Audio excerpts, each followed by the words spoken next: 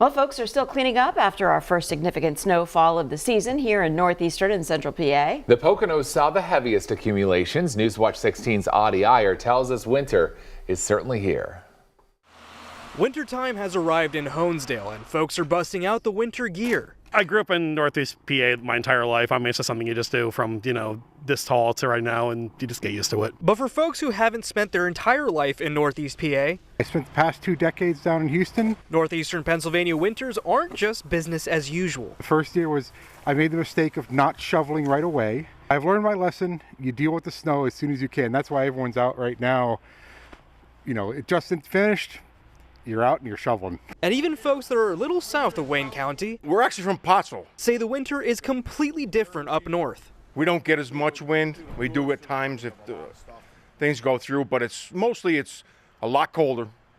I leave down there, it might be 40 degrees, get up here, it might be 30 degrees. And this storm's got even professional drivers sliding around.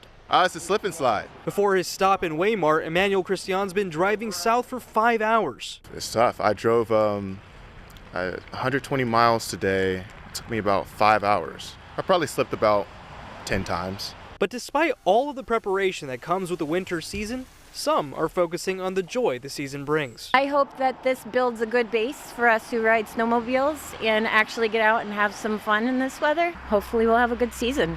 Audie Iyer, Newswatch 16, Wayne County.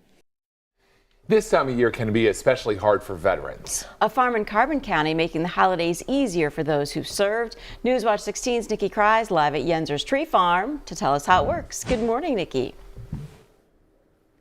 Good morning, Mindy and John.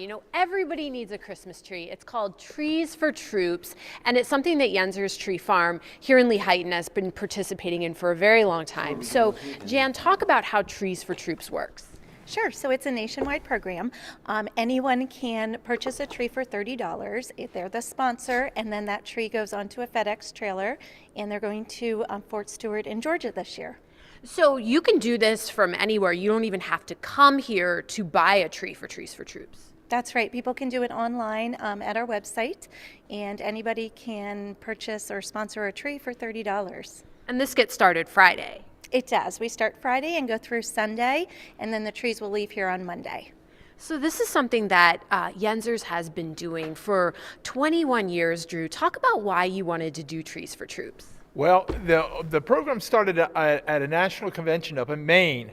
I was a representative from Pennsylvania and was there, and they introduced this program and said, they were looking for volunteers to do it. Well, I said right away, we got to get into this. My brother and I and my father were all veterans, and we had something we had to get started with, and we did. And that's how it all began. Absolutely. So, and this is something that, you've really, it's grown over the years, and you're happy to see it continue. Oh, yes. The first year we only sold maybe 100 or something like that, and that was it. It wasn't a real big deal. But now it's a big deal now. And the national organization has done a great job with it.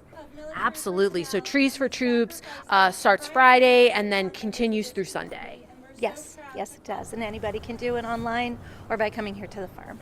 Awesome. So you can do it. We're going to have that link on our website, WNEP.com. You can buy a tree. People are already buying trees this morning, which is amazing. And you can buy a tree. It goes directly to a serviceman or servicewoman, military family in Fort Stewart, Georgia. John and Mindy.